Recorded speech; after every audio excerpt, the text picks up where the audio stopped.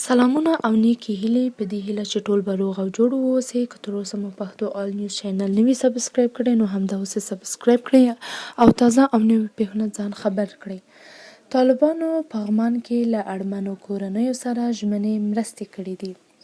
له بېوزلو او اړمنو خلکو سره د مرستو په لړ کې طالبانو د کابل ولایت په پغمان ولسوالۍ کې له ګڼو کورنیو سره مرستې کړې دي.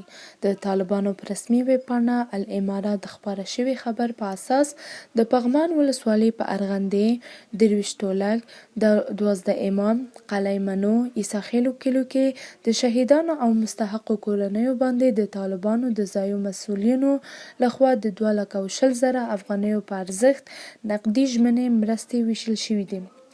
دا په داسې حال کې ده چې طالبانو تر دې وړاندې هم د روژې او کوچني اختر په مناسبت د پغمان ولسوالیو له ګڼو اړمنو او بېوزلو کورنیو د خوراکي توکو او نقدي افغانیو مرستې کړې وې.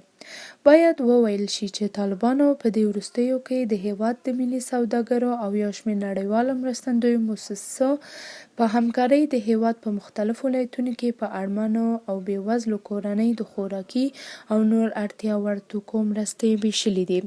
دا و د نننۍ راپور. د نورو ویډیوګانو په تمه واوسئ.